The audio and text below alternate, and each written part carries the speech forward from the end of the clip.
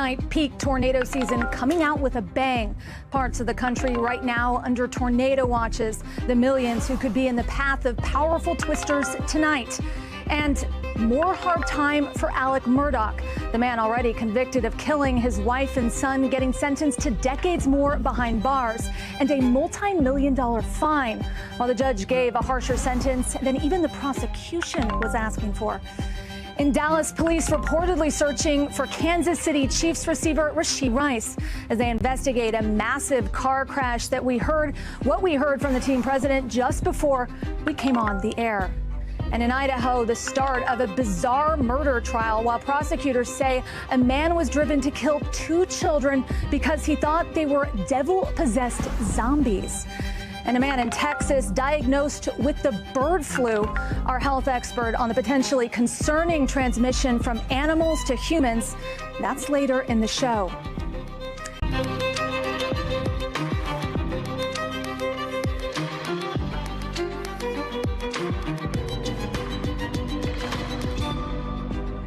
Tonight, peak tornado season coming out with a bang. Parts of the country right now under tornado watches. The millions who could be in the path of powerful twisters tonight. And more hard time for Alex Murdaugh, the man already convicted of killing his wife and son, getting sentenced to decades more behind bars and a multi-million-dollar fine, while the judge gave a harsher sentence than even the prosecution was asking for. In Dallas, police reportedly searching for Kansas City Chiefs receiver Rashid Rice as they investigate a massive car crash that we heard from the team president just before we came on the air. And in Idaho, the start of a bizarre murder trial while prosecutors say a man was driven to kill 2 children because he thought they were devil-possessed zombies. And a man in Texas diagnosed with the bird flu. Our health expert on the potentially concerning transmission from animals to humans. That's later in the show.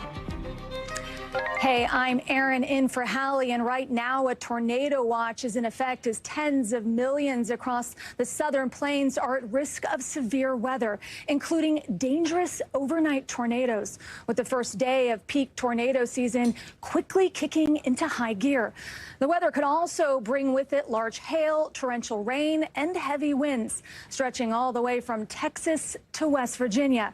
This system recently battered the West Coast, flooding major highways, cars practically floating in the water, dumping hail all over San Diego and hitting the mountains with more than 2 feet of snow in some places. Jesse Kirsch is standing by just outside Cincinnati, Ohio. But first, let's go to meteorologist Michelle Grossman. Now, Michelle, how serious is this storm system and what should we be looking out for? Who should be concerned most? Hi there, Erin. Great to see you. Yeah, this is a strong late storm system. We are looking at a spring storm system. We're looking at the activity starting to ramp up right now. So looking at radar, we are looking at some storms right now, and this is on a 3-hour loop. So the latest frame showing us where we're starting to see all this lightning. As expected, the daytime heating kind of gives that oomph to these storms, and that's what we're seeing now. Now we could see some large hail up to 2-3 inches. That's tennis ball size hail. Could see some damaging winds gusting up to 80 miles per hour, and also watching the chance for tornadoes. Some of those will come overnight, which makes it double as dangerous. So as we're looking at radar right now, we zoom in a little closer. We do have watches and warnings right now. Where you see the yellow, that is a severe thunderstorm watch. That is until 9 o'clock on both sides of the tornado watch, which extends until 9 o'clock Central Time. So we're going to watch this very closely. Most likely, we're going to see these extended because we expect this activity to extend into the overnight hours. A lot of moisture with this system, too. You can see those darker colors, the reds, the oranges, the yellows. This extends all the way into the Ohio Valley. So we do have a flood risk, a flood watch as we go throughout tomorrow, where you see the green from Springfield to St. Louis, Indianapolis, Cincinnati, over to Pittsburgh. Could see some flooding conditions, and then it's going to move into the mid-Atlantic as we head towards Wednesday. But for tonight, still 40 million people at risk for severe weather. A few strong tornadoes, EF2 or greater in some spots. Damaging hail 3 inches or larger. That is really large, and it can cause a lot of damage. Also looking at winds gusting up to 80 miles per hour. That's going to bring some power outages into play and some power lines down. As we're looking at the colors here, we're looking at Dallas, Oklahoma City, Springfield, Kansas, into St. Louis, also Cincinnati. Those are the likeliest spots we're seeing some really strong storms, especially where you see this red here. Oklahoma City kind of the target of that. And then also the orange, really likely to see some really strong weather as we go throughout the next couple of hours. This hatched area here kind of corresponds to EF2 or greater. So we are expecting strong storms. And again, this will happen overnight. So that's when it becomes especially dangerous. You want to have your tornado plan in place. Then we look towards tomorrow. Still a really tough day weather-wise. 21 million people at risk. Winds once again gusting to 60 miles per hour. Could see some hail, also a few large tornadoes. So Aaron, we're looking at Columbus down to Chattanooga, also Birmingham tomorrow. Back to you. Okay, Michelle, thank you. So let's go to Jesse Kirsch right outside of Cincinnati, Ohio. Cincinnati, Ohio, and the surrounding areas with the potential of 2 to 4 inches of rain by tomorrow. And we are also looking at the possibility of flooding in this area. We spoke with an official from the fire department in Cincinnati, just across the river. That is Cincinnati right there. We're in Kentucky right now. And earlier, we spoke with a fire department official about what they are doing to prepare for this bout of weather. And the fire department told us that they are meeting with officials to discuss potential steps to take in case there is any flooding in this community. One of the things that they're going to be watching is the water level here on the Ohio River. They are expecting the water level to rise, and they will be keeping an eye on how things develop even beyond when the rain stops because of potential concerns over flooding. We already have a trickle of rain coming in here. It was sunny earlier. The sky's certainly more ominous now, and we're bracing for what more is to come in this area in the hours ahead. Back to you. Jesse, thank you. 2 major abortion rulings in Florida tonight, with the state Supreme Court upholding a 15-week abortion ban, but also allowing a proposed amendment that would enshrine abortion protections in the state constitution to appear on the ballot this November. The court's decision to uphold the 15-week abortion ban means that a 6-week ban signed by Governor Ron DeSantis last year can take effect. The 6-week ban includes exceptions for rape, incest, and the life of the mother. But the court's ruling to allow the constitutional amendment to appear on the ballot means voters will have a chance to undo those restrictions this fall. Marissa Parra is joining us now. So Marissa, walk us through this court ruling and the nuance with this 15-week ban the court ruled on and this 6-week ban. Hey, Aaron. So these are 2 separate Florida Supreme Court decisions, rulings that dropped simultaneously within the last hour.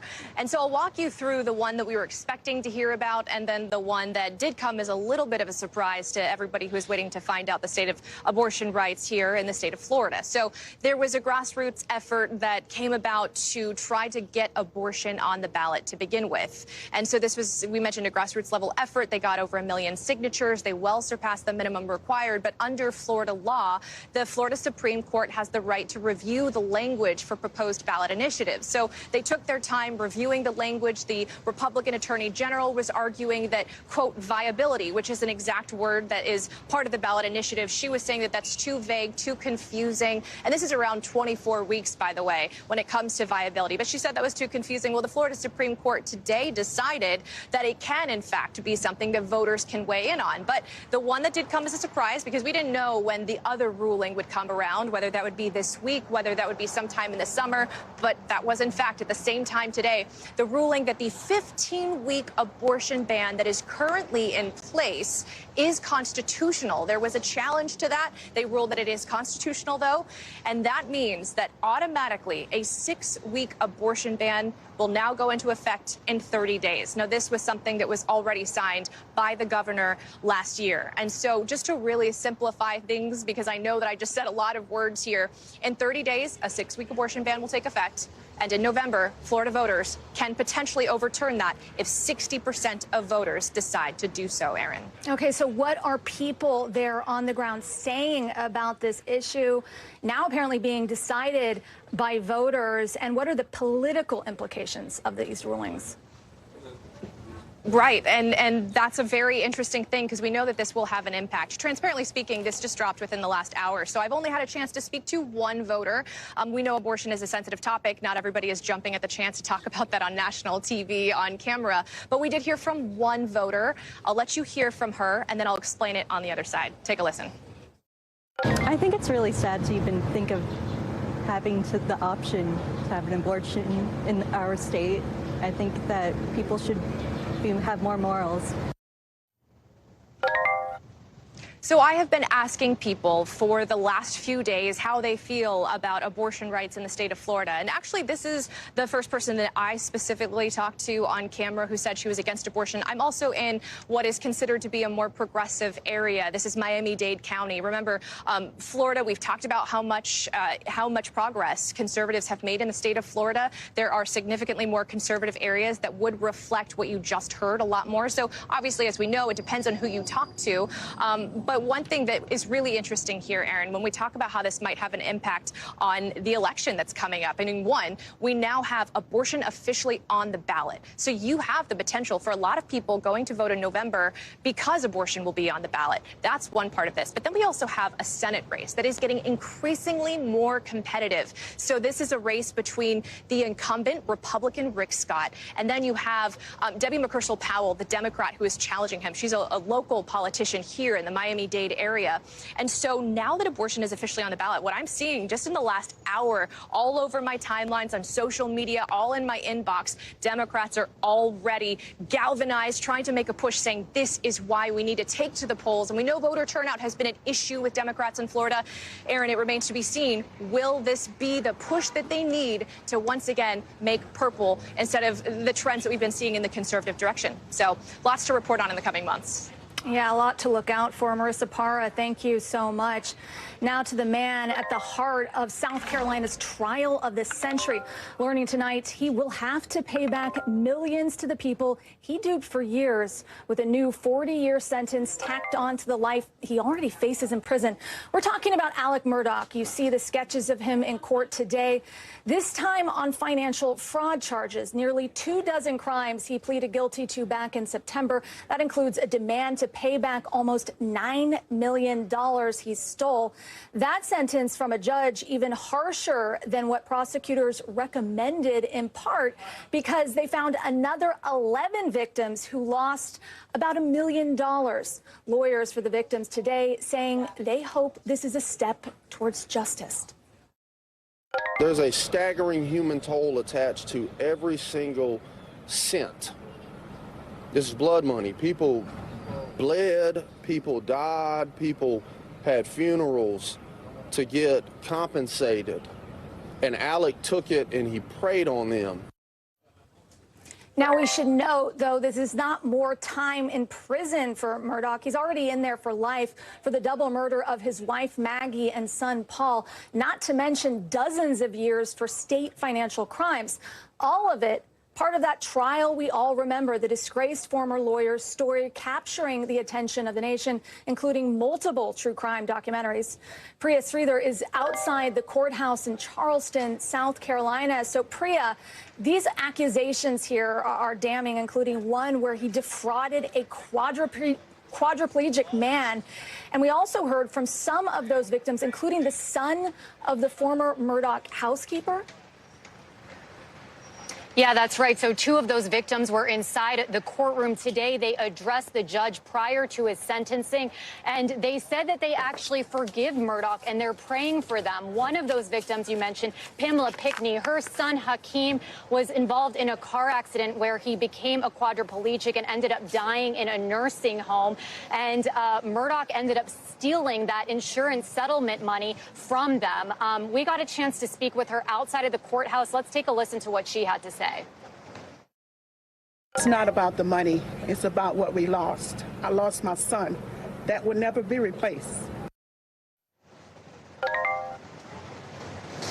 And so there you see her again being very forgiving and saying that this was more about justice than anything else for her. Okay, and you asked the lead prosecutor about that nearly $9 million. I want to play that exchange. And the $8 million in restitution, do you expect the victims will actually see that money? That's yet to be determined, how much we can recover in terms of restitution. Okay, so walk us through the next steps here. So the Department of Justice hasn't made it very clear exactly how these victims are going to get that money. Some of them have gotten money through some of the other people who have been implicated in this case. But so far, especially given the fact that investigators say that $6 of the $12 million that Murdaugh allegedly stole from these clients is unaccounted for. He has previously said that he used them for drugs and his extravagant lifestyle because he had an opioid addiction. But prosecutors are saying they're not buying it. They don't think that those numbers add up. So the victims in all of this have yet to be repaid, and it's unclear exactly when that will happen or on what kind of timeline. Okay, so today we also heard from Murdaugh in court and from his attorneys. What are they saying? Is this the end of the legal road for Murdaugh, or are there additional investigations going on? So I did get a chance to ask the defense, whether or not Murdaugh plans to appeal this sentence. He obviously did plead guilty to these 22 federal charges back in September. But let's take a listen to what his defense attorney had to say.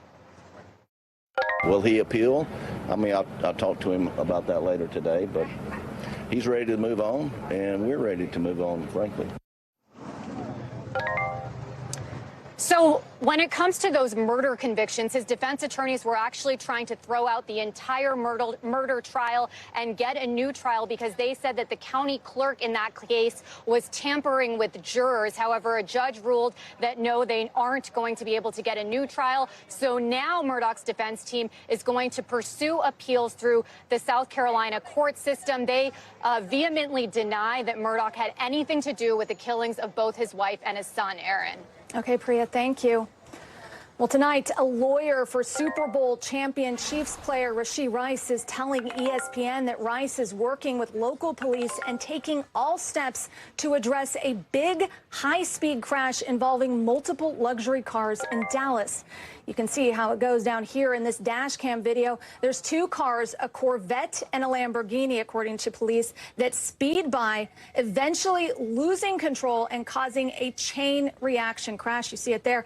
At one point, that portion of the highway is closed off as police investigate. The Dallas Morning News is reporting that one of the cars involved is leased or registered to Rice, and that Rice may have been the one behind the wheel of the Corvette, according to a police call sheet reportedly seen by the newspaper. NBC News has reached out to Rice and the Kansas City Chiefs, but has not heard back. The NFL has declined so far to comment. Priscilla Thompson joins me now. So, Priscilla, lots of things still up in the air tonight. First of all, do we know where Rice is? And what more can you tell us about how it all went down? Yeah, it's unclear where he is at this moment. And earlier today, we're at police headquarters. I asked police here if they had spoken to him, if he was cooperating, and they declined to say anything about any of this, only saying that they were continuing to look for the people suspected of driving those vehicles that caused this crash. And you see it there, that terrifying dash cam video. Police say that there was a Lamborghini and a Corvette driving at an extremely high rate of speed. Both of those drivers lost control of their vehicles. The one of the cars slamming into the center median, the other one appearing to spin out. There were two people who were treated at the scene and two people who were taken to the hospital, thankfully all with minor injuries. But the other key piece of this is that police say that after that accident happened, the occupants in the two cars believed to have caused that accident left the scene. Police say that they did not check to see if anyone needed medical attention or to provide their information. And so those are the folks that police are now looking for, and they are asking anyone who recognizes those men that you see in this video to come forward so that they can try to identify them and see what their involvement is here as well. Okay, and Aaron? On that note, Priscilla, we're also hearing from bystanders, people involved in the crash, and what are they saying? Yeah, that it was terrifying. There was a woman, Kayla Quinn, who posted on Facebook that she was driving home from a day at the zoo with her 4-year-old son when she was hit and part of this crash. And important to note, there were 6 cars that were part of this crash. And she said that it could have been far worse and that she is so grateful that despite being hit by both cars, she and her son were able to walk away from this accident. And we're also getting a first response from the Kansas City Chiefs, the president speaking with KCMO Talk Radio. And I want to play what he had to say about all of this. In all these situations, you have to wait until you have all the facts. And frankly, we don't have all the facts at this point. We'll get to the bottom of it. We'll gather the facts, and then we'll react accordingly. And as you mentioned, the NFL saying that they are not going to be commenting on this matter for now. Aaron? All right, Priscilla Thompson, thank you. Crews in Baltimore now making progress, clearing out thousands of tons of twisted metal and concrete from the catastrophic bridge collapse. Divers using torches to cut up massive chunks of the bridge. It has been a week since the deadly crash, which killed at least 6 construction workers. The bodies of 4 of those men still missing. The governor late today saying the complicated cleanup is going to take time as the president gets ready to make a trip there Friday. We need to do more work clearing the channel in order to move forward. Now, I know there's an urgency to move fast, and nobody feels that urgency more than the people standing up here today. But we have to be clear on the risks. Well, this says we're also just learning they've opened a temporary channel to get some essential ships in and out of one of the nation's busiest ports. With the economic impact of this accident shaping up to be huge for Baltimore, with the ripple effects spreading across the globe. Aaron Gilchrist is following all of it from Baltimore and joins me now. So, Aaron, what's the latest here in terms of the cleanup operation? How long is it expected to last? Well, the how long part is something that we simply don't have an answer to. The officials here are not offering any projection about how long it will take to clear tons and tons, thousands of tons of this bridge that has fallen, and the ship as well that's is sitting on top of. I can tell you, we were able to go out today with the Coast Guard into the Patapsco River here, right up to the wreckage site. We were about 100 yards away from the dolly and the key bridge that is sitting on top of it. I have to tell you, it was surreal to see this so close. We were able to see the pieces of the bridge that are really entangled with these container ships that are still sitting on the dolly. And at this point, we know that the crews that have been at work here 24/7 since late last week were able to get out there on the water this weekend with some cranes and with some cutting torches and start cutting the bridge into chunks. We were able to see, as we were out there today on the water, a big piece of the bridge that was cut away over the weekend. We think about 200 tons, which really is just a drop in the bucket for what is necessary to remove from this wreckage site. And so that's the work that will continue. You mentioned this temporary shipping channel that's been opened. That happened this afternoon. We were able to see the first ship go through that channel right before we went through it today. These are all going to be, this channel is going to be accessible to ships that are a part of this salvage operation. And the hope is at some point they'll be able to let some commercial vessels through that space as well, although none of the big cargo ships that we would typically see moving here. This is just the first step, really, in getting this waterway back open, getting that ship out of the way, and then, of course, Aaron, being able to get into the water to recover the bodies of the 4 men who are still missing at this point. Just stunning scenes that you described there, Aaron. Let's talk about the economic impact. What more do we know about that assessment?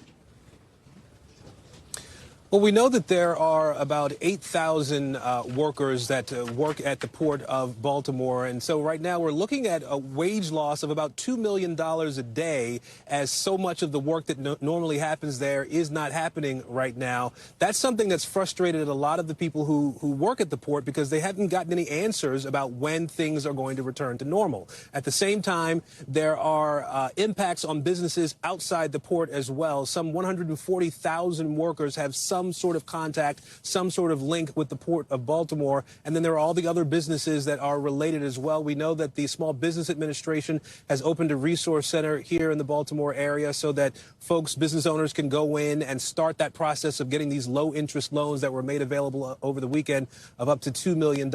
We should note, Aaron, as well, that President Biden is planning to come here to Baltimore on Friday to tour the site himself, the wreckage site, and also to meet with some of the folks who've been working to get this situation clear. cleared. Aaron? Okay, Aaron Gilchrist, thank you. We're just learning airstrikes destroyed an Iranian consulate building in Syria in the last couple of hours. The Syrian government says Israel is responsible. The White House says it's looking into it. As we're just getting in this stunning video of the aftermath in Damascus, Iranian Revolutionary Guard says 2 top military commanders and 5 others were killed in the strikes. The IDF tells NBC News it does not respond to foreign media reports. As Israel's parliament just passed a law that could ban Al Jazeera from operating inside that country, something Prime Minister Netanyahu is pushing hard for. All of it as Israel's military is now withdrawing from Gaza's main hospital after 2 weeks of fierce fighting in and around Al-Shifa. Israel claims to have killed hundreds of Hamas fighters. The Israeli defense minister says the, quote, terrorist base there is now eliminated. Remember, the bodies of at least 2 Israeli hostages were found near Al-Shifa back in November. Officials in Gaza say they're now finding the bodies of hundreds of dead civilians there, too. As we're getting this new disturbing video of what's left of Al-Shifa now, hospital beds in the middle of the wide-scale destruction, Al-Shifa now unrecognizable. Let's bring in Josh Letterman. So, Josh, let's start with the latest in Syria. What more do we know about this deadly strike?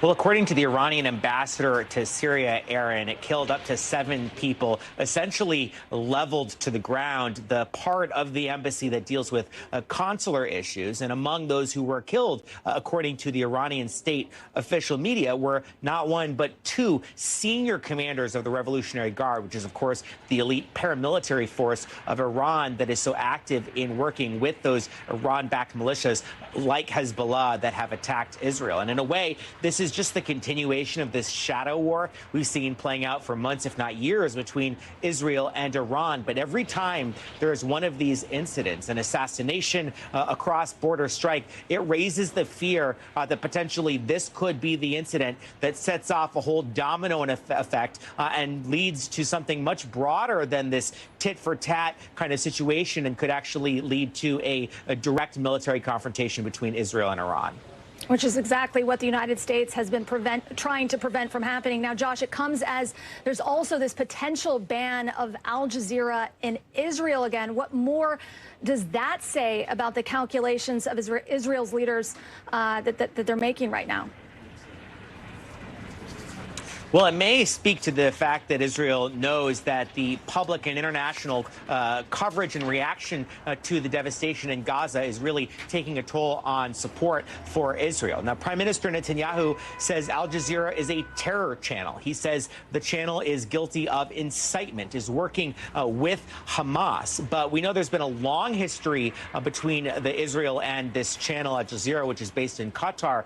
There was the killing a couple years ago of a female Al Jazeera journalist during an Israeli raid in the West Bank. And earlier in this conflict, we saw Al Jazeera's bureau chief, his wife, 2 children and grandchild all killed in an Israeli airstrike. And so there's no love lost there. But certainly Al Jazeera is condemning this decision tonight. And freedom of the press groups are saying this is no way for a democracy, which Israel prides itself on being, should behave towards the press, especially in the middle of a war. And Josh, let's talk about Al-Shifa, once regarded as the backbone of Gaza's healthcare system. Now that footage just shocking. It shows a hospital completely destroyed. Israel seemed to be in firm control of Al-Shifa back in November. Now this intense fighting. What happened there?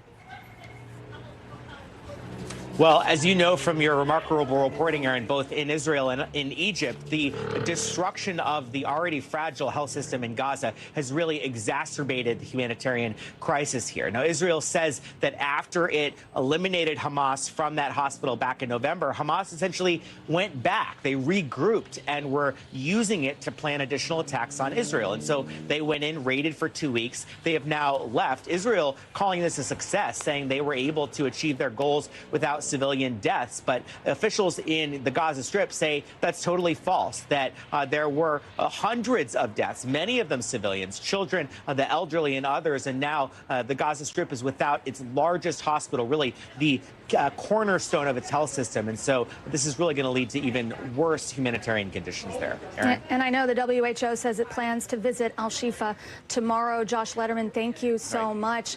Well, coming up, at least 7 children shot in a mass shooting in Indianapolis, why police are placing some of the blame on their parents, and a data breach hitting tens of millions of AT&T customers. What it means if you were affected, that's later in the 5 Things.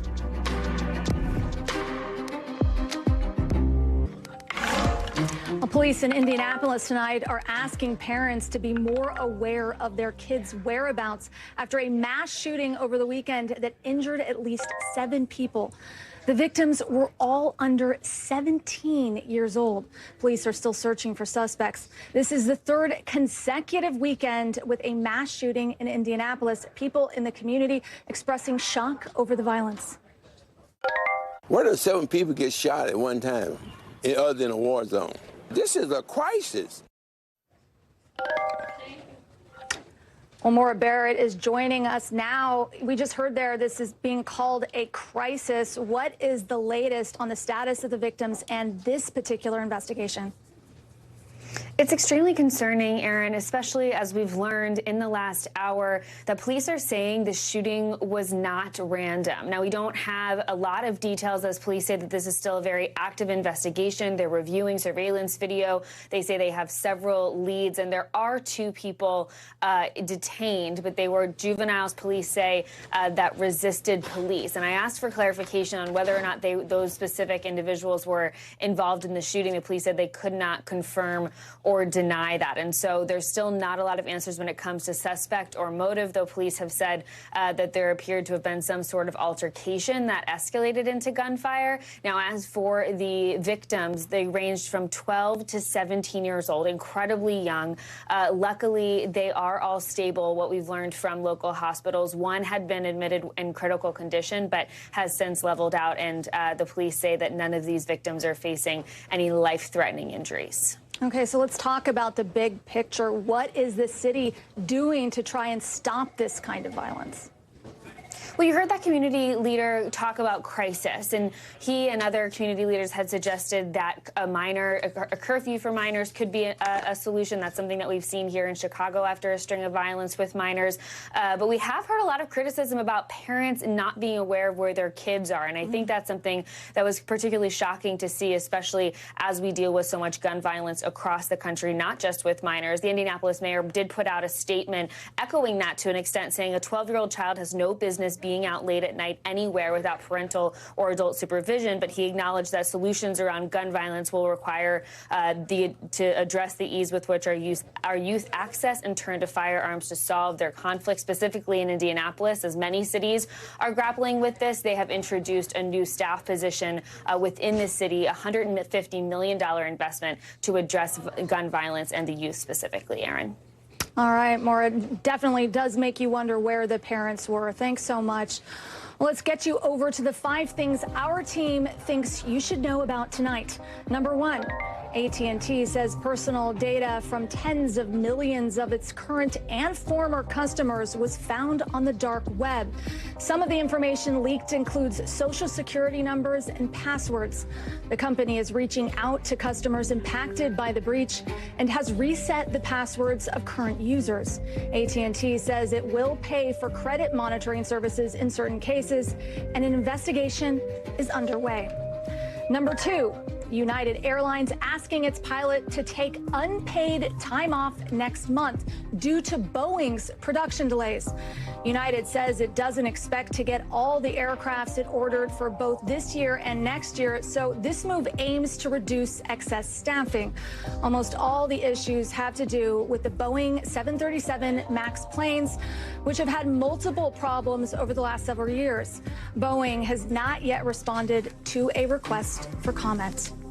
And number 3, gold prices hitting another record high today, more than $2,200 an ounce. It comes as the Federal Reserve is expected to cut interest rates in June, and generally, as interest rates drop, buying gold becomes more appealing to consumers. And number 4, a new study revealing that dogs are actually able to understand that some words refer to certain objects. The research team working out of Budapest looked at the brain activity of 18 dogs and found that they can activate a memory of an object when they hear its name, similar to the human brain.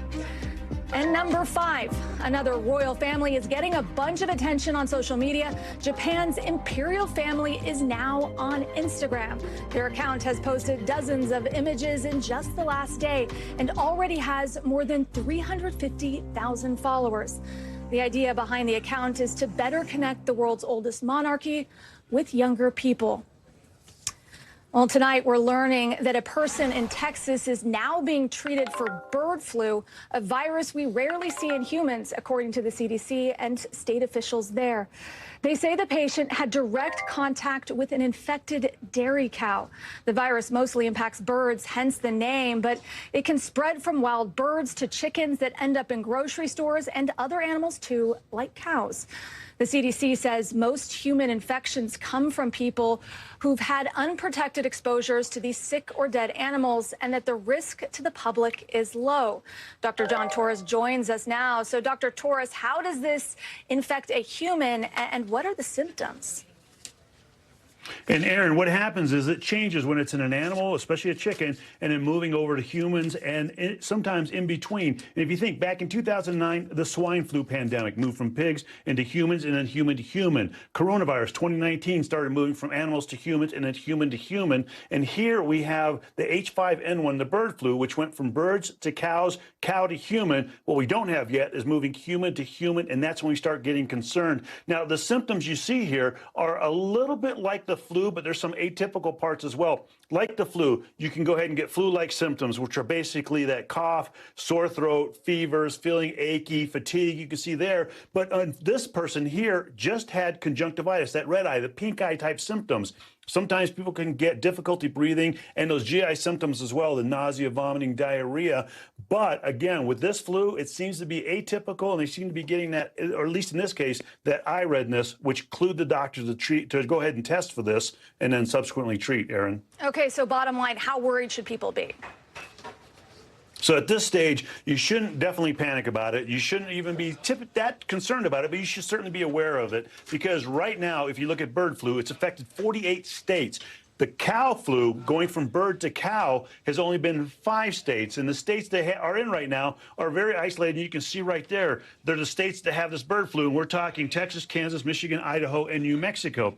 If you're in those states, be careful with unpasteurized milk, because it can be transmitted in milk. Otherwise, if you're in any of the other states, including these 5, be careful with the birds themselves. If you see a sick bird or a dead bird, just leave it alone. If you're taking care of chickens and they happen to be sick, be very careful with them. A lot of hand washing. And like we talked about, Aaron, during the pandemic, you make sure that you cover up when you cough and sneeze, stay home if you're sick. And that's the way to avoid spreading any of these, Aaron. Lots of great tips.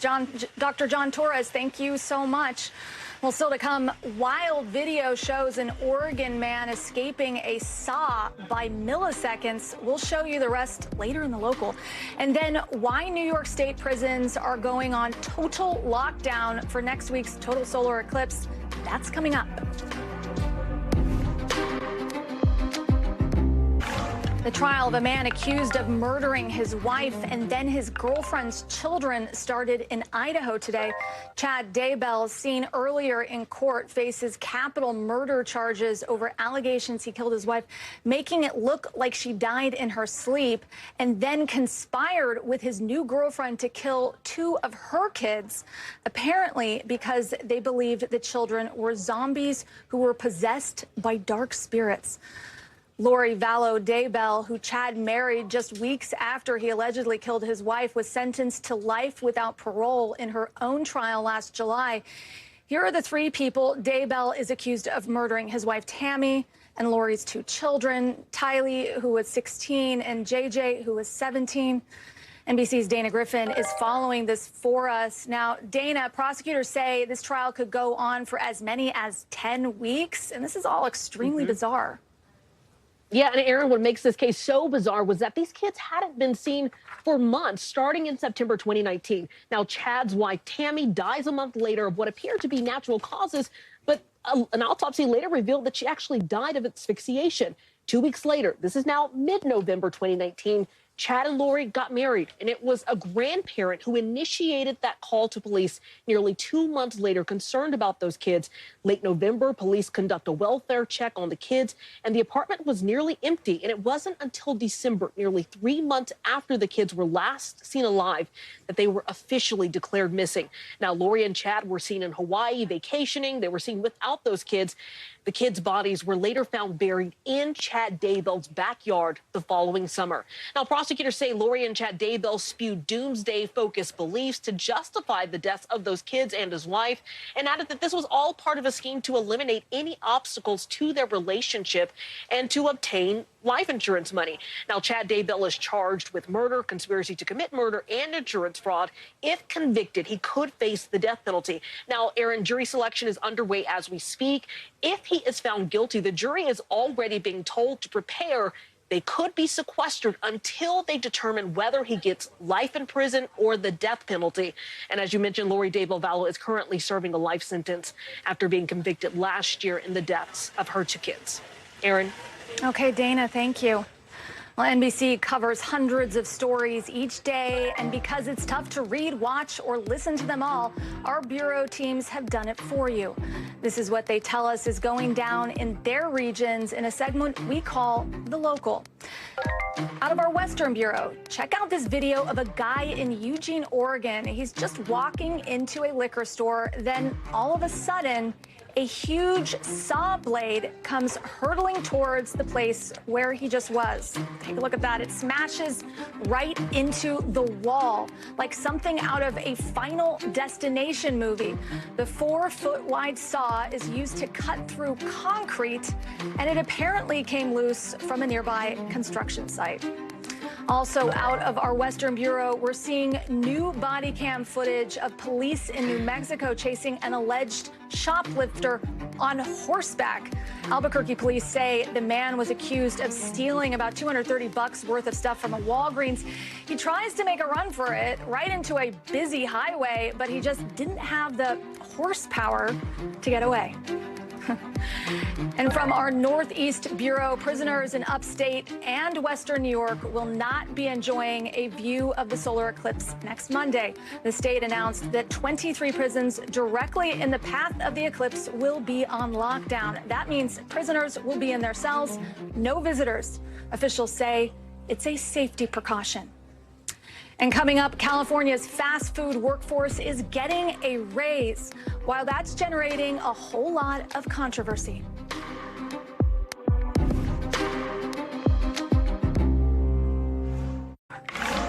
Well, starting today, most fast food workers in California started getting paid at least $20 an hour thanks to a new law that just kicked in. Lawmakers hope it will give more financial security to workers in a historically low-paying field. Listen to this longtime McDonald's worker. Now I'll be able to save a little more money, have a little more extra, and be able to buy things that sometimes I wasn't able to buy.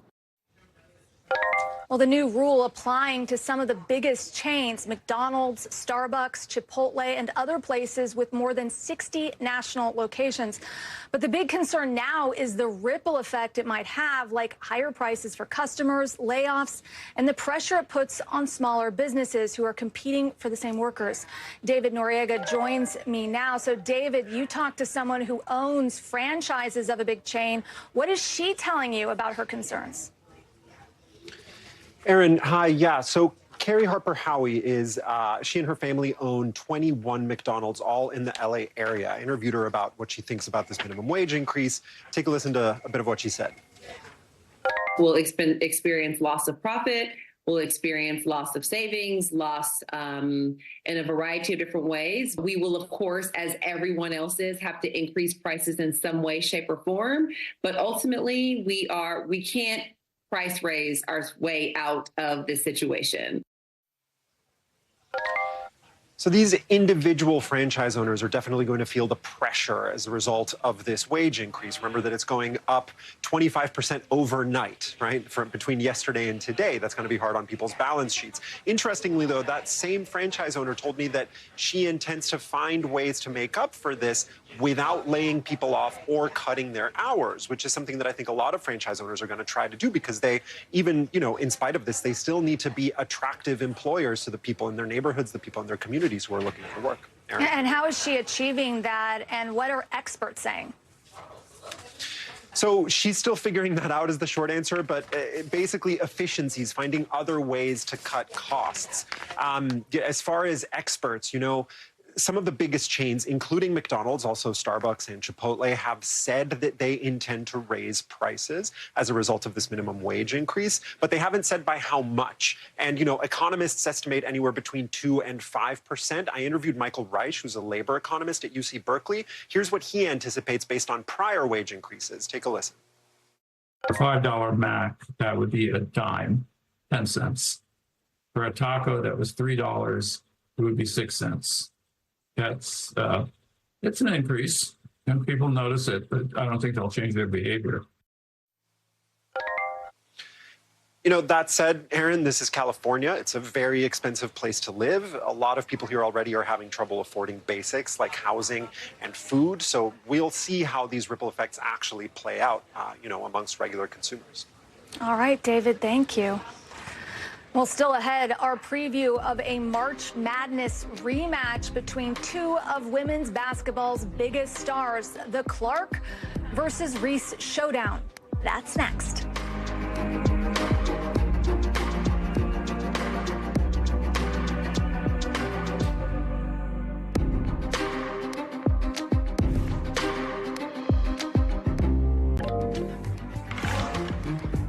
You know those legendary star matchups in sports, Allie Frazier, Bird Magic, now Reese Clark. This is what we're talking about tonight, a potentially landmark moment for women's basketball with a rematch of last year's NCAA tournament final, this time in the Elite Eight. In one corner, the defending champs, LSU, led by Angel Reese, going up against Iowa and the all-time scoring champ, Caitlin Clark. The other matchup might be just as good with two rising stars, UConn's Paige Beckers and USC's Juju Watkins. All of it against the backdrop of a wild controversy. Look here.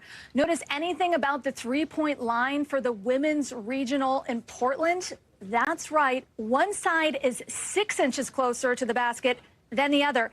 And it was like that for 5 games. Sam Brock joins me now. So, Sam, we know there's an investigation. They say it'll be fixed ahead of tonight's game, but it's just another black mark for the NCAA in actually giving male and female stars equal treatment, right? Yeah, I mean, look, Erin, it's embarrassing, right? The NCAA hires a company to install its courts for all NCAA tournament games. So the question becomes, how does this happen? They released a statement where they talked about the center of basket being punched into the middle of the court, and then they go through and they examine to make sure all the dimensions make sense. But in this case, they were off, as you said, by 6 inches. Here's the official statement. While the NCAA's vendor has apologized for the error, we will investigate how this happened in the first place. The NCAA is working now to ensure the accuracy of all court markings for future games. The NCAA regrets the error was not discovered sooner. As you mentioned, Erin, 5 games ago. Here's the results in terms of how players are shooting right now. On the correct basket, in terms of the dimensions, it's about 33% of the shots that are going down. On the other side, they're actually shooting 25.8%, even though it's closer. So go figure. There's all of that going on, but against the backdrop of larger issues within the sport, we've seen a number of black eyes, as you said, both in terms of conduct, how women are treated, and also the sort of racially charged allegations that have been made. Here's just a sample of them. The Utah women's basketball coach saying that she and her team were harassed, that the N-word was used against players, that there were racial epithets being hurled towards them as they were going out to dinner. Hannah Hidalgo there in the middle of your screen. She's an All-American point guard for Notre Dame. She was asked to remove her nose ring midway through her contest and had to leave the game for 4 minutes. And then Kim Mulkey, of course, from LSU, had made a big to do about a Washington Post article that was going to come out, and then it turns out over the weekend an LA Times article appeared to have a very discriminatory language in it, describing her team as dirty debutantes in a battle of good versus evil, LSU versus UCLA. A lot of players, white and black on LSU, took issue with that characterization. The LA Times had to ultimately amend its language and say it didn't meet its editorial standards. So there's been a lot going on swirling the women's game the last couple of weeks. Okay, and all of that taking away from what we're expecting to be a record night for this sport, right? Walk us through that. Huge, absolutely enormous, right? So we talked about the fact that you have Angel Reese and Caitlin Clark. It's a rematch of last year's national title game that LSU won. Well, the numbers on that game last year were almost 10 million. That was record-breaking, and it is shaping up to be more of the same. You see, for the round of 32, Caitlin Clark here in her senior year drew almost 5 million viewers. For a second-round game, can you imagine what this rematch is going to do tonight? Expect a lot of eyeballs. And again, the trends, 2023, the Elite Eight there has 2.2 million viewers, up 43% from just the year prior. So we are moving definitely in the direction of an explosion of interest in women's college basketball. And what are the two stars, Caitlin Clark and Angel Reese, saying about tonight's game?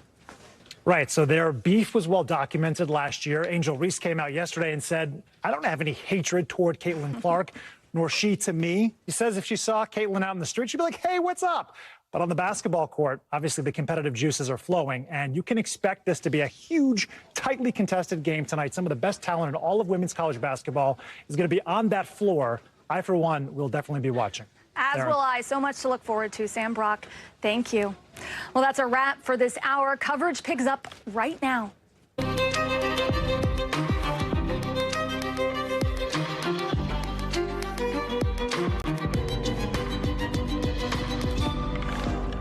Tonight, peak tornado season coming out with a bang.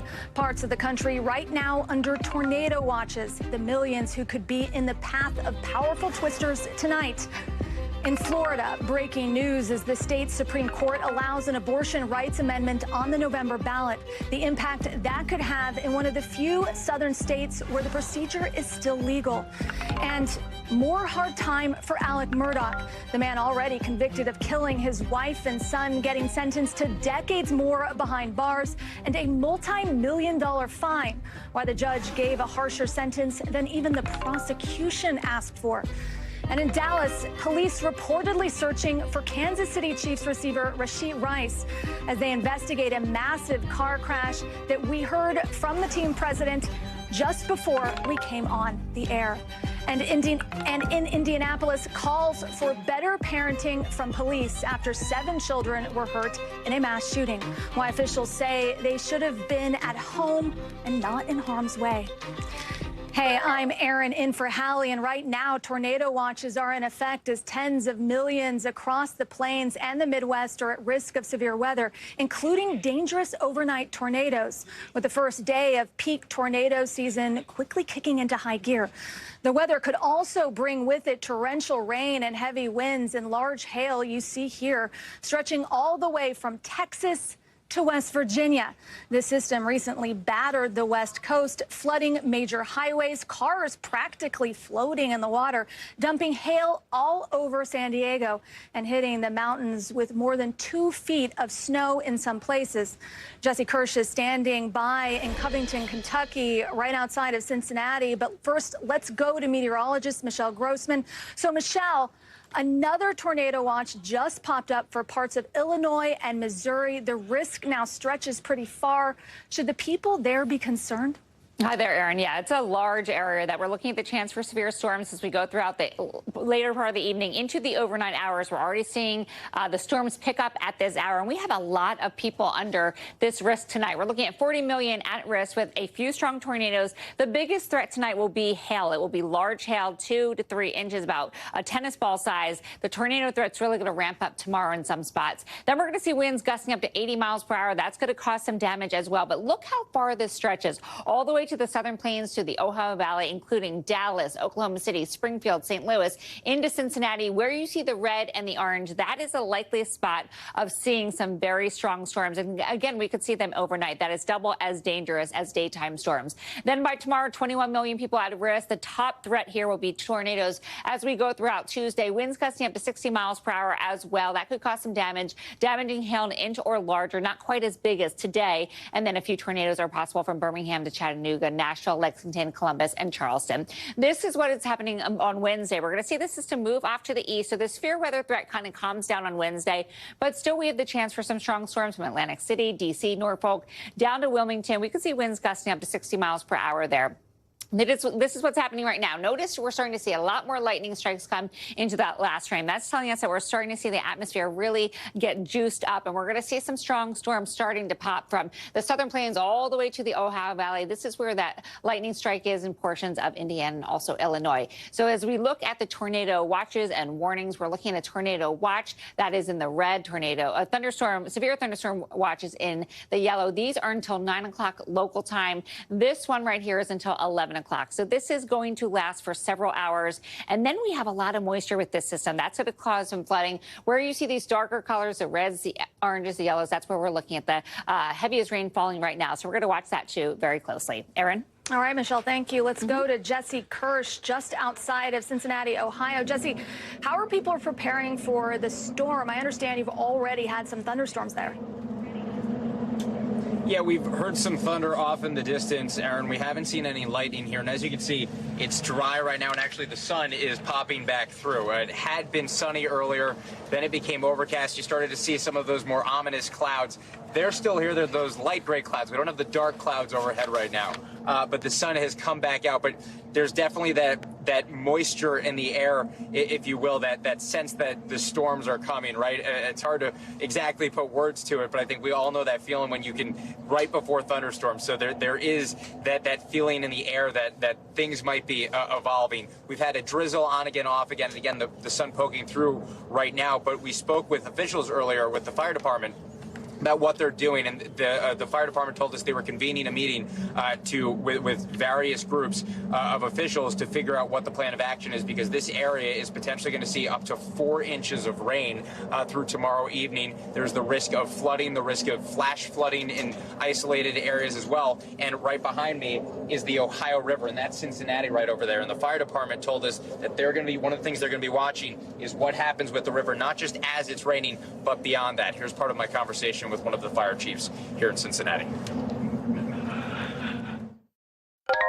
Even when the rain stops, the risk doesn't necessarily go away here. No, absolutely not, because you have the downpour, and then as it drains into the Ohio River, it eventually continues to build up.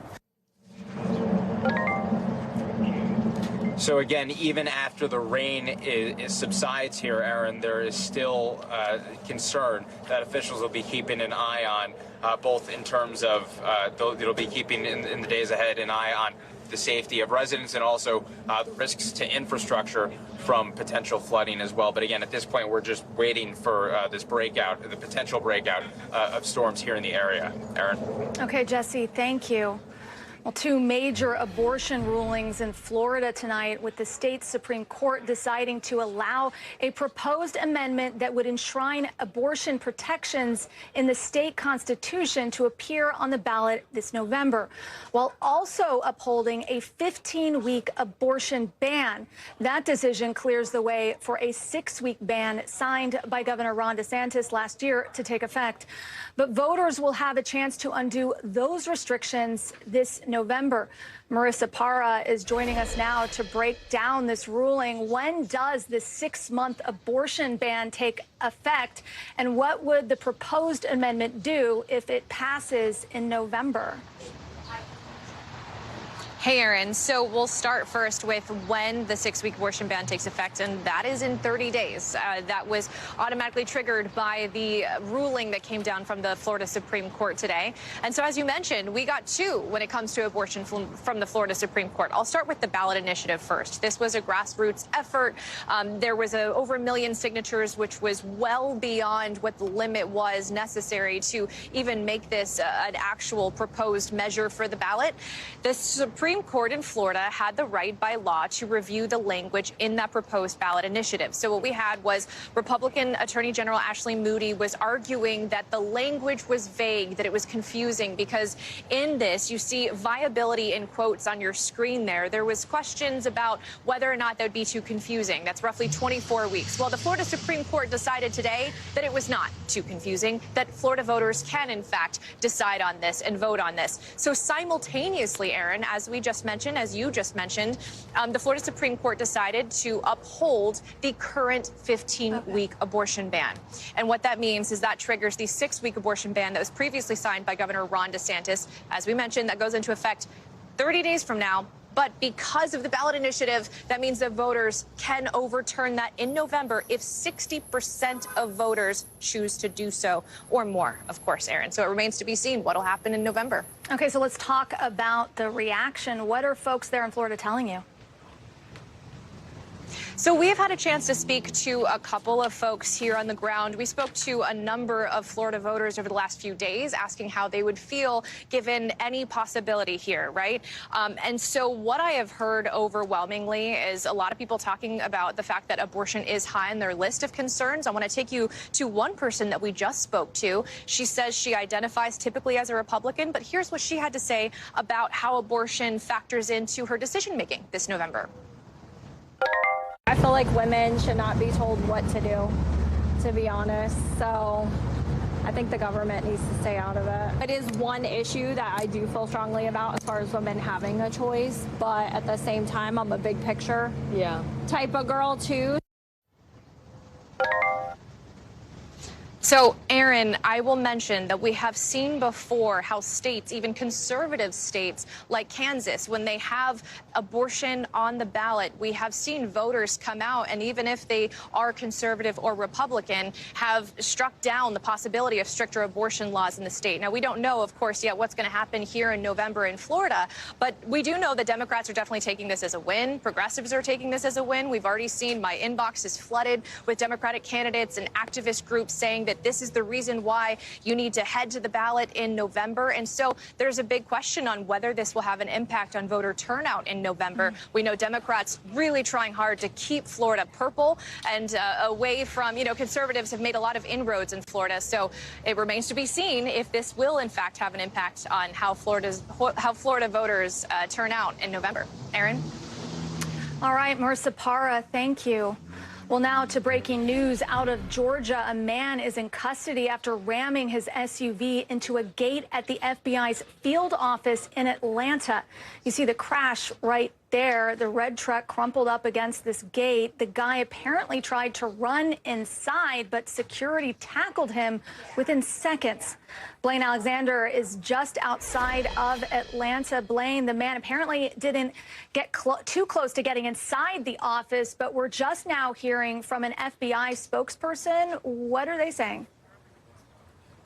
Yeah, I spoke with the spokesperson, Tony Thomas, who's the spokesperson here at the FBI field office. It happened at the security gate right behind me. So typically what happens is if somebody's trying to enter, as you've seen at many of these security checkpoints, one car goes through before a barrier is raised. Well, what happened here is that the suspect, we're told, tried to tailgate after another vehicle.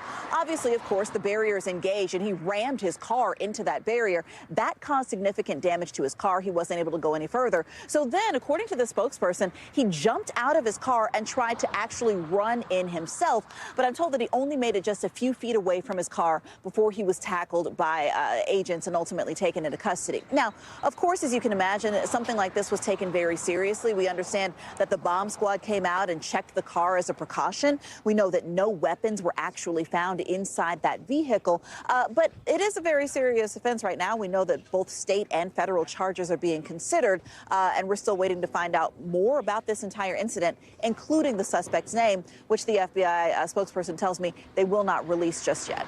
Did the spokesperson say anything about a potential motive? They don't have a motive as of yet. That's a great question. They do not have any motive. Somebody was asked about this during a very brief press conference that FBI officials gave earlier, and they said basically that it was too early to tell whether or not what the motive was or whether or not it had any potential ties to terror. All right, Blaine Alexander, thank you. Well, now to the man at the heart of South Carolina's trial of the century. Learning tonight he will have to pay back millions to the people he duped for years, with a new 40-year sentence tacked on to the life he already faces in prison. We're talking about Alex Murdaugh. You see the sketches of him in court today there.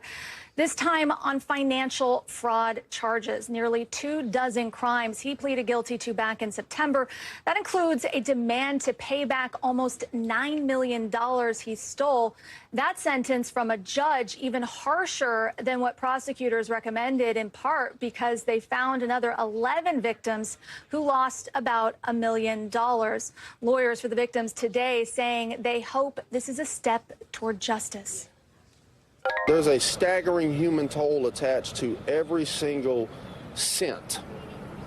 This is blood money. People bled, people died, people had funerals to get compensated. And Alex took it and he preyed on them. We should note, though, this is not more time in prison for Murdaugh. He's already in there for life for the double murder of his wife, Maggie, and son, Paul, not to mention dozens of years for state financial crimes. All of it part of that trial we all remember, the disgraced former lawyer's story capturing the attention of the nation, including multiple true crime documentaries. Priya Sridhar is outside the courthouse in Charleston, South Carolina. These accusations here are damning, including one where he defrauded a quadriplegic man. And we also heard from some of those victims, including the son of the former Murdaugh housekeeper. Yeah, that's right. So 2 of those victims were inside the courtroom today. They addressed the judge prior to his sentencing, and they said that they actually forgive Murdaugh and they're praying for them. One of those victims you mentioned, Pamela Pickney, her son Hakeem was involved in a car accident where he became a quadriplegic and ended up dying in a nursing home. And Murdaugh ended up stealing that insurance settlement money from them. We got a chance to speak with her outside of the courthouse. Let's take a listen to what she had to say. It's not about the money. It's about what we lost. I lost my son. That will never be replaced. And so there you see her again being very forgiving and saying that this was more about justice than anything else for her. Okay, and you asked the lead prosecutor about that nearly $9 million. I want to play that exchange. And the $8 million in restitution, do you expect the victims will actually see that money? That's yet to be determined, how much we can recover in terms of restitution. Okay, so walk us through the next steps here. So the Department of Justice hasn't made it very clear exactly how these victims are going to get that money. Some of them have gotten money through some of the other people who have been implicated in this case. But so far, especially given the fact that investigators say that 6 of the $12 million that Murdaugh allegedly stole from these clients is unaccounted for. He has previously said that he used them for drugs and his extravagant lifestyle because he had an opioid addiction. But prosecutors are saying they're not buying it. They don't think that those numbers add up. So the victims in all of this have yet to be repaid, and it's unclear exactly when that will happen or on what kind of timeline. Okay, so today we also heard from Murdaugh in court and from his attorneys. What are they saying? Is this the end of the legal road for Murdaugh, or are there additional investigations going on?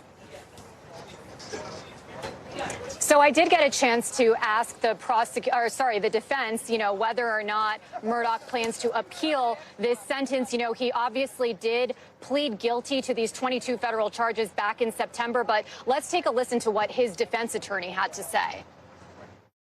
Will he appeal? I mean, I'll talk to him about that later today, but he's ready to move on, and we're ready to move on, frankly. So when it comes to those murder convictions, his defense attorneys were actually trying to throw out the entire murder trial and get a new trial because they said that the county clerk in that case was tampering with jurors. However, a judge ruled that no, they aren't going to be able to get a new trial. So now Murdaugh's defense team is going to pursue appeals through the South Carolina court system. They vehemently deny that Murdaugh had anything to do with the killings of both his wife and his son, Aaron. Okay, Priya, thank you. Well, crews in Baltimore now making progress, clearing out thousands of tons of twisted metal and concrete from the catastrophic bridge collapse. Divers using torches to cut up massive chunks of the bridge. It has been a week since the deadly crash, which killed at least 6 construction workers. The bodies of 4 of those men still missing. The governor late today saying the complicated cleanup is going to take time as the president gets ready to make his trip there Friday. We need to do more work clearing the channel in order to move forward. Now, I know there's an urgency to move fast, and nobody feels that urgency more than the people standing up here today. But we have to be clear on the risks. Well, this as we're also just learning they've opened a temporary channel to get some essential ships in and out of one of the nation's busiest ports, with the economic impact of this accident shaping up to be huge for Baltimore, with the ripple effects spreading across the globe. Aaron Gilchrist joins me now. What's the latest here in terms of the cleanup operation? How long is it expected to last?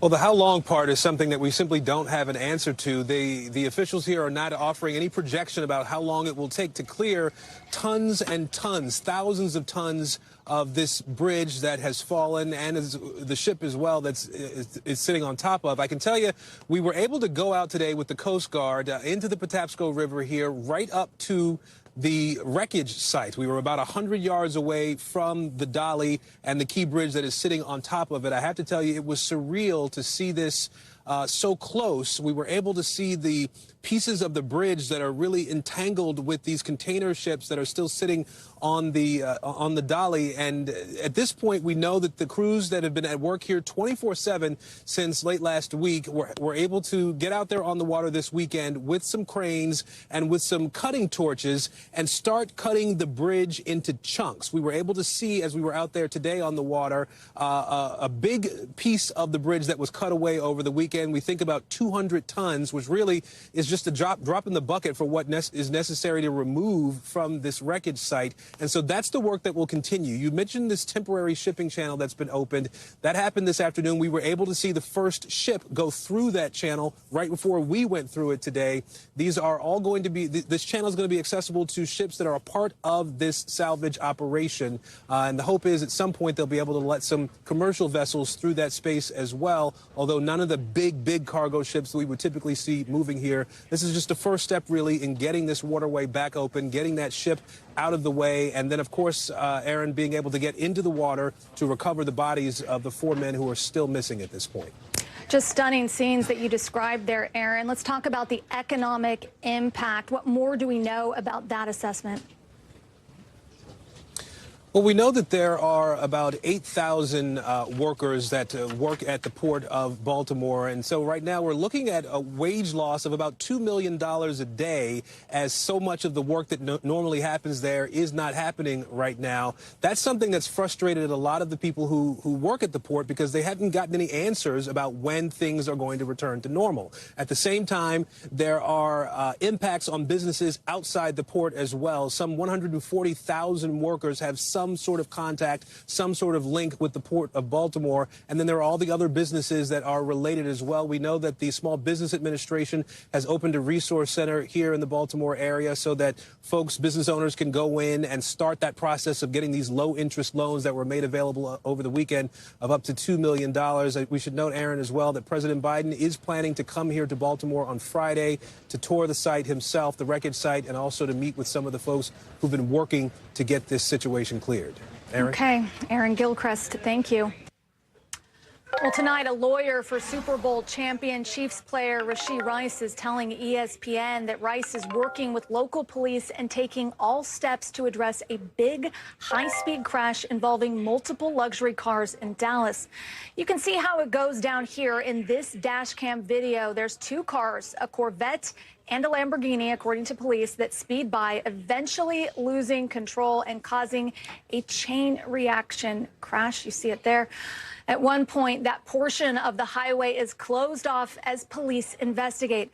The Dallas Morning News is reporting that one of the cars involved is leased or registered to Rice, and that Rice may have been the one behind the wheel of the Corvette, according to a police call sheet reportedly seen by the newspaper.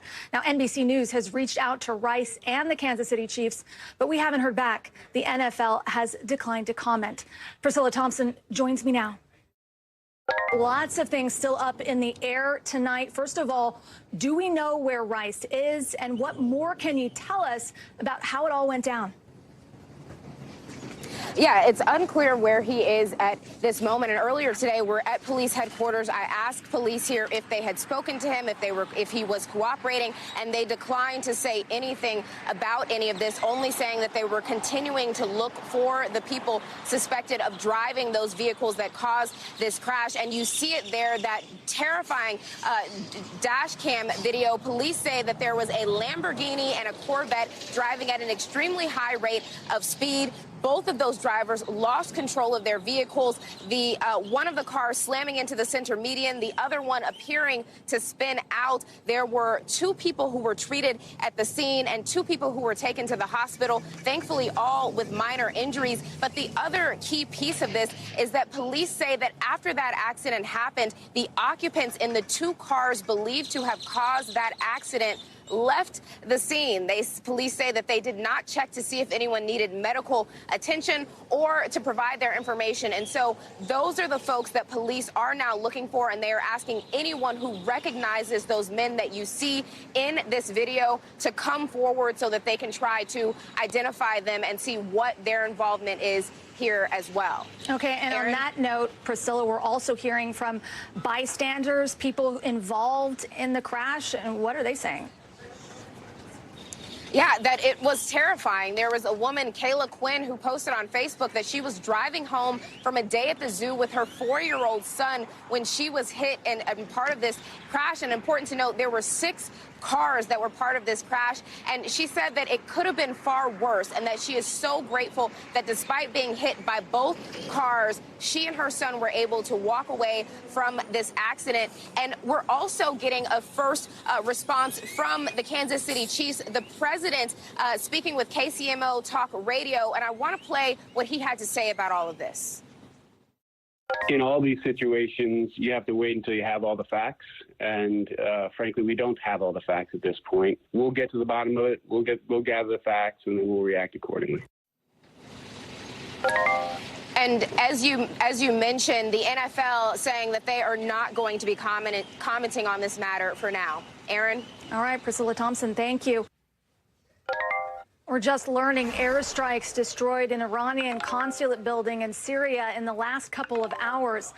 The Syrian government says Israel is responsible. The White House says it's looking into it. As we're just getting in this stunning video of the aftermath in Damascus, Iranian Revolutionary Guard says 2 top military commanders and 5 others were killed in the strikes. The IDF tells NBC News it doesn't respond to foreign media reports.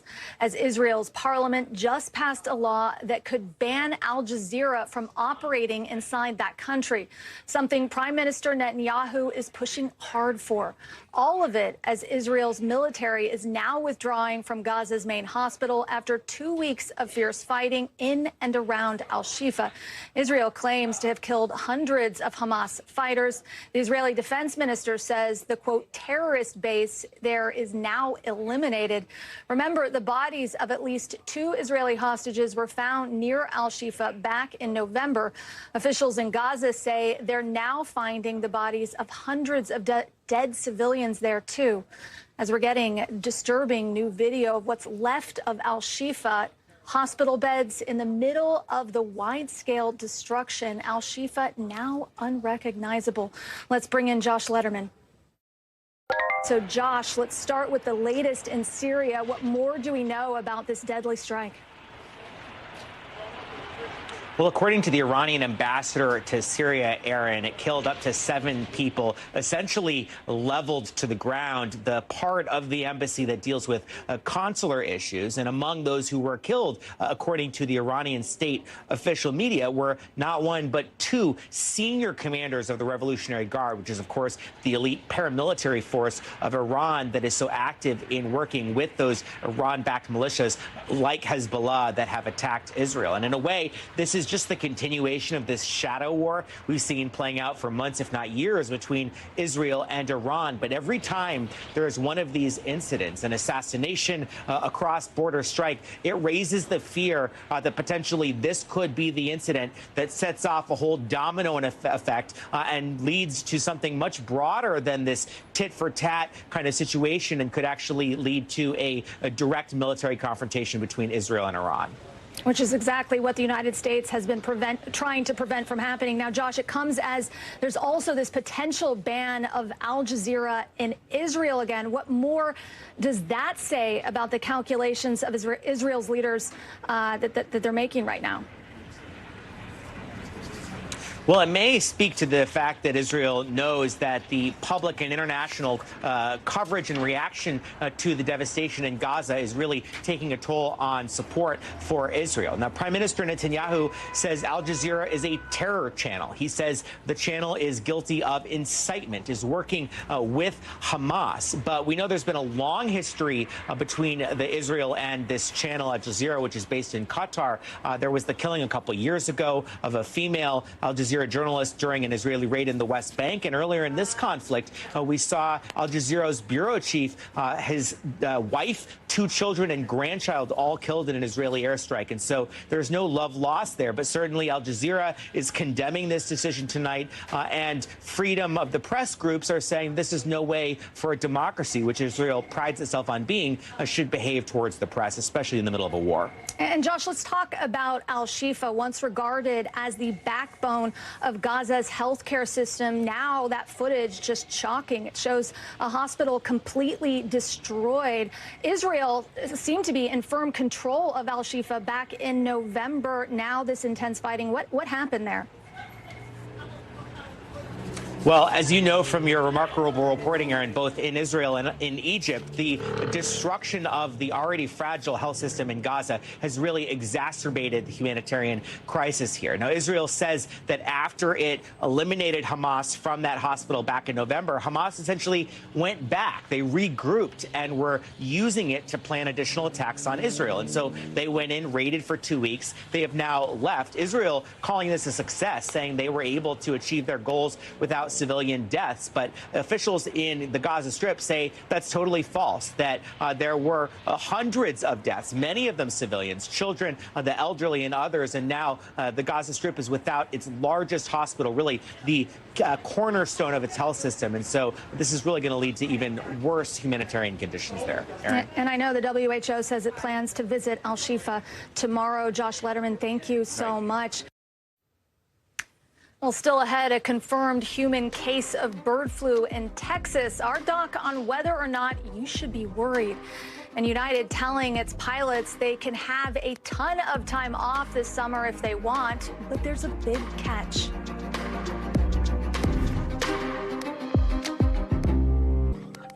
Well, police in Indianapolis tonight are asking parents to be more aware of their kids' whereabouts after a mass shooting over the weekend that injured at least 7 people.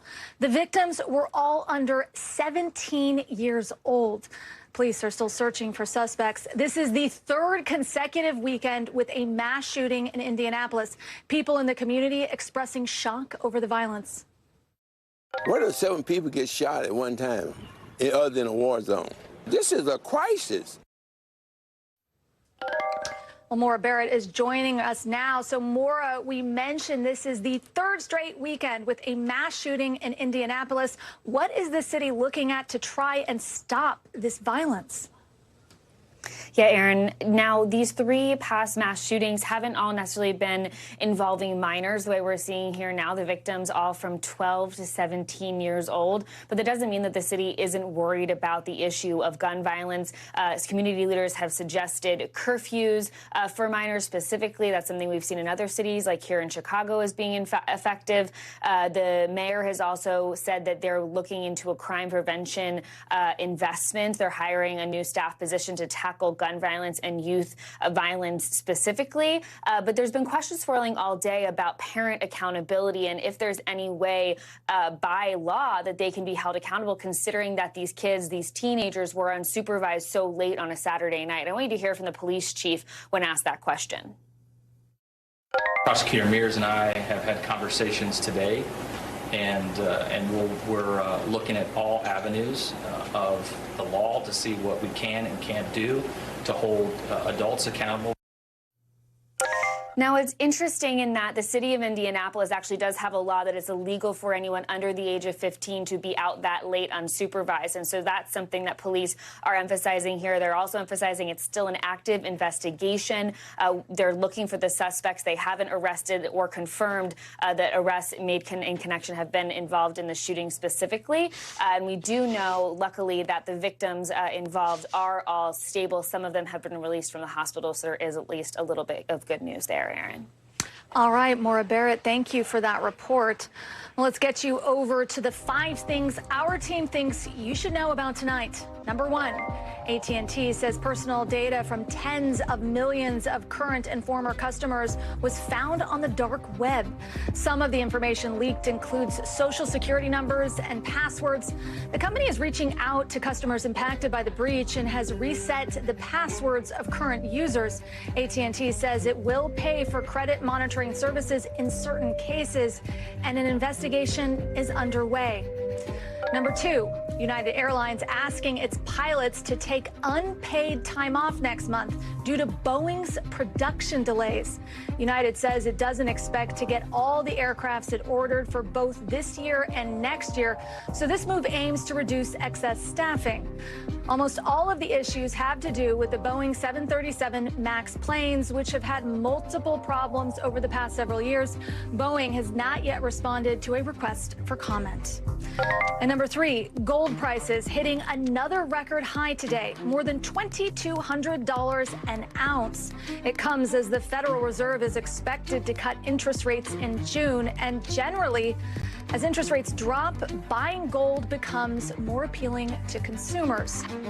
And number 4, President Joe Biden and First Lady Jill Biden welcoming tens of thousands of visitors to the White House today for the annual Easter egg roll.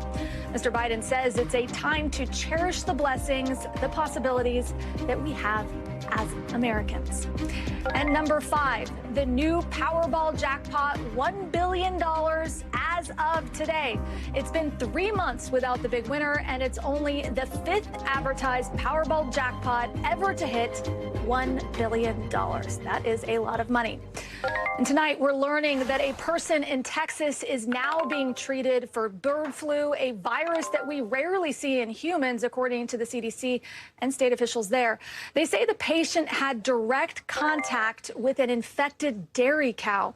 The virus mostly impacts birds, hence the name, but it can spread from wild birds to chickens that end up in grocery stores and other animals, too, like cows. The CDC says most human infections come from people who've had unprotected exposures to these sick or dead animals, and that the risk to the public is low. Dr. John Torres joins me now. So, Dr. Torres, how does this infect a human, and what are the symptoms?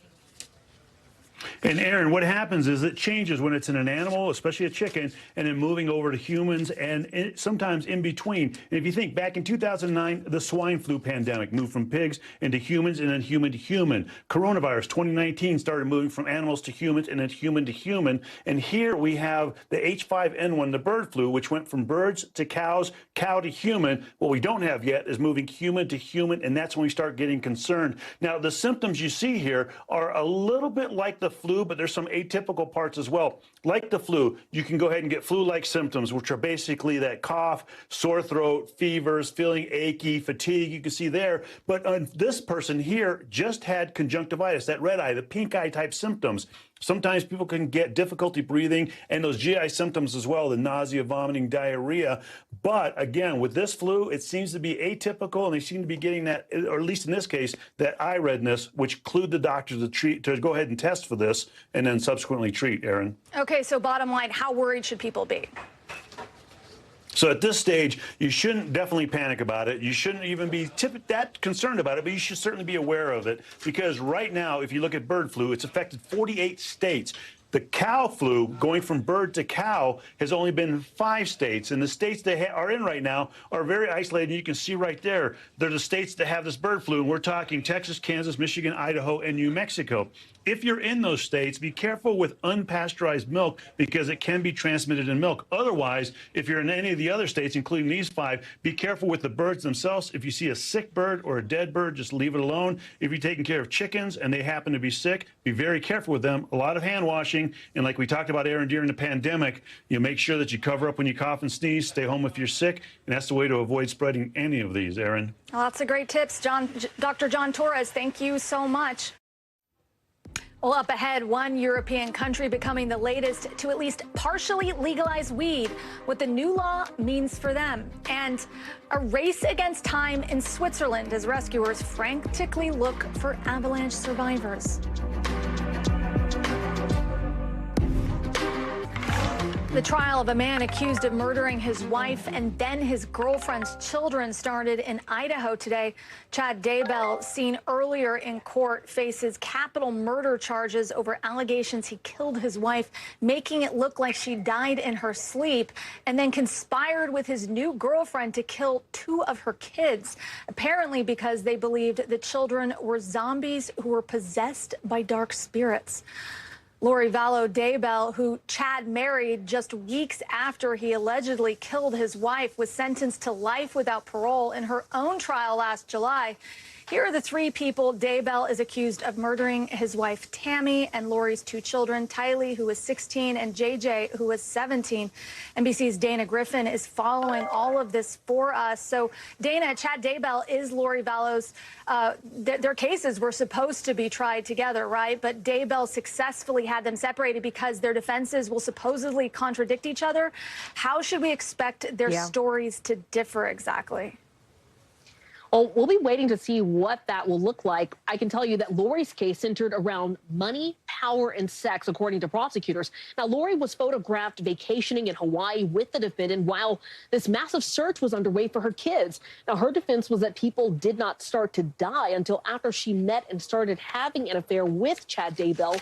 Defense attorneys blamed him for those nutty doomsday theories. And her attorney also said that any lies she told in the process were only to protect Chad. Now, since Lori has already been convicted, as you mentioned, of murdering her kids and conspiring to kill Chad's wife, Tammy, it's likely that Daybell's defense will focus the blame on her. Now, Daybell's attorney did a recent TV interview and said that his client is looking forward to telling his side of the story. He did not say whether Chad will take the stand or if his wife, Lori, will testify. Now, the judge in this case issued a gag order after that interview to prevent attorneys and prosecutors from talking about this case prior to jury selection, which is underway as we speak. And part of that was because potential jurors had to fill out questionnaires last week, and the judge did not want media attention to taint the potential jury pool. Now, they are trying hard to get an unbiased jury seated this week. Attorneys can speak publicly then. The trial is expected to last 8 to 10 weeks. Aaron? What a bizarre case. Dana Griffin, thanks so much. NBC covers hundreds of international stories each day, and because it's tough to read, watch, or listen to them all, our teams around the world have done it for you. Here's a look at what they're watching in a segment we call The Global. In Switzerland, we're just learning that 3 people are dead and 1 other is hurt after an avalanche in the Alps today.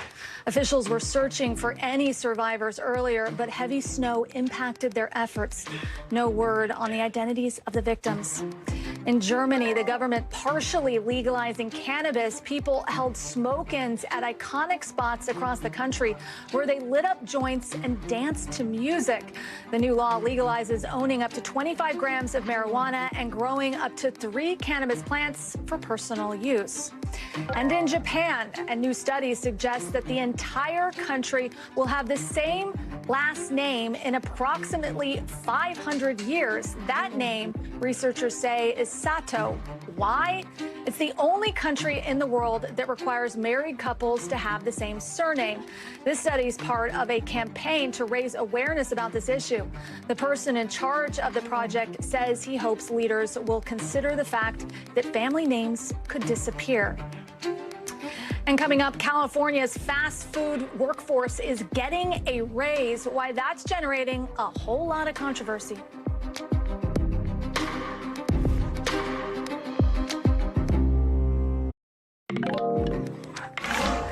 Starting today, most fast food workers in California started getting paid at least $20 an hour thanks to a new law that just kicked in. Lawmakers hope it will give more financial security to workers in a historically low-paying field. Listen to this longtime McDonald's worker. Now I'll be able to save a little more money, have a little more extra, and be able to buy things that sometimes I wasn't able to buy. Well, the new rule applying to some of the biggest chains, McDonald's, Starbucks, Chipotle, and other places with more than 60 national locations. But the big concern now is the ripple effect it might have, like higher prices for customers, layoffs, and the pressure it puts on smaller businesses who are competing for the same workers. David Noriega joins me now. So, David, you talked to someone who owns franchises of a big chain. What is she telling you about her concerns? Aaron, hi. Yeah, so Carrie Harper Howie she and her family own 21 McDonald's, all in the LA area. I interviewed her about what she thinks about this minimum wage increase. Take a listen to a bit of what she said. We'll experience loss of profit. We'll experience loss of savings, loss in a variety of different ways. We will, of course, as everyone else is, have to increase prices in some way, shape, or form. But ultimately, we can't price raise our way out of this situation. So these individual franchise owners are definitely going to feel the pressure as a result of this wage increase. Remember that it's going up 25% overnight, right? From between yesterday and today. That's going to be hard on people's balance sheets. Interestingly, though, that same franchise owner told me that she intends to find ways to make up for this without laying people off or cutting their hours, which is something that I think a lot of franchise owners are going to try to do because they, even, in spite of this, they still need to be attractive employers to the people in their neighborhoods, the people in their communities who are looking for work. Aaron. And how is she achieving that, and what are experts saying? So she's still figuring that out is the short answer, but basically efficiencies, finding other ways to cut costs. As far as experts, some of the biggest chains, including McDonald's, also Starbucks and Chipotle, have said that they intend to raise prices as a result of this minimum wage increase, but they haven't said by how much. And, economists estimate anywhere between 2% and 5%. I interviewed Michael Reich, who's a labor economist at UC Berkeley. Here's what he anticipates based on prior wage increases. Take a listen. For $5 Mac, that would be a dime, 10 cents. For a taco that was $3, it would be 6 cents. It's an increase, and people notice it, but I don't think they'll change their behavior. That said, Aaron, this is California. It's a very expensive place to live. A lot of people here already are having trouble affording basics like housing and food. So we'll see how these ripple effects actually play out, amongst regular consumers. All right, David, thank you. Well, still ahead, our preview of a March Madness rematch between two of women's basketball's biggest stars, the Clark versus Reese showdown. That's next.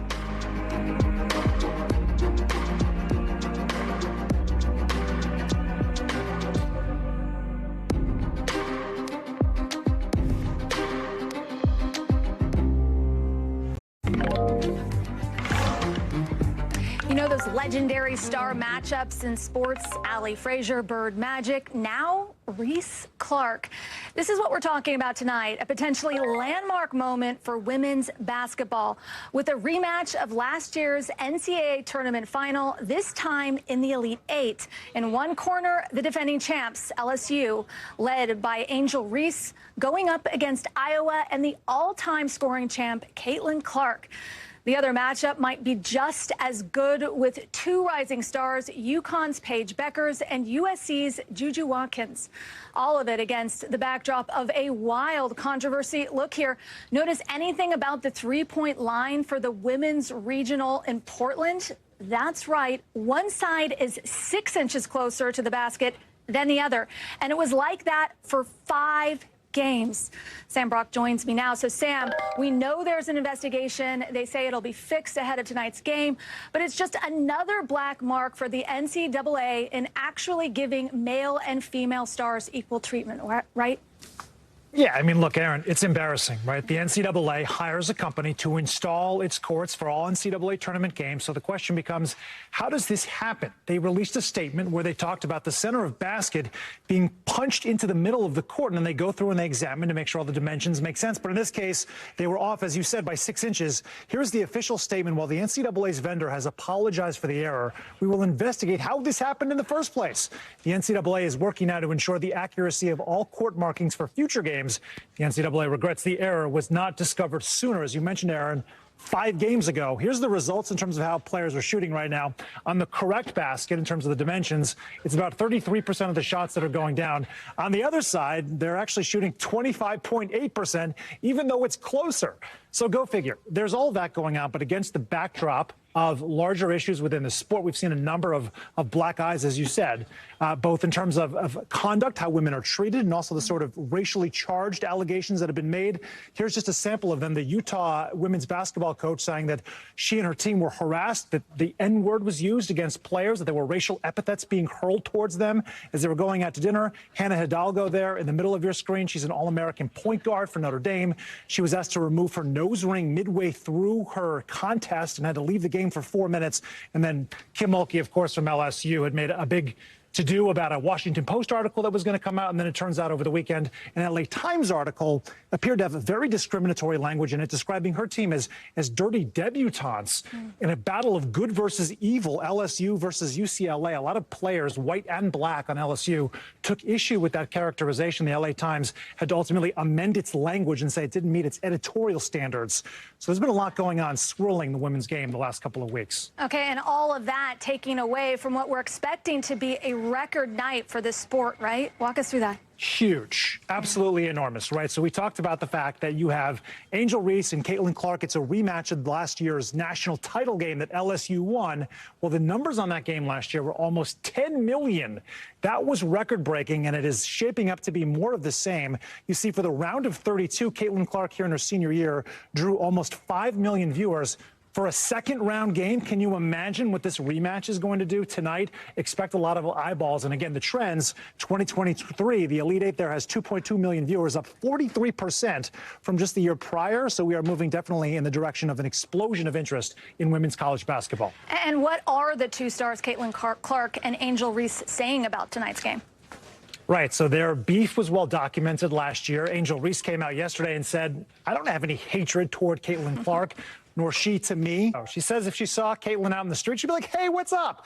But on the basketball court, obviously the competitive juices are flowing, and you can expect this to be a huge, tightly contested game tonight. Some of the best talent in all of women's college basketball is going to be on that floor. I, for one, will definitely be watching. As will I. So much to look forward to. Sam Brock, thank you. Well, that's a wrap for this hour. Coverage picks up right now. Thanks for watching. Stay updated about breaking news and top stories on the NBC News app or follow us on social media.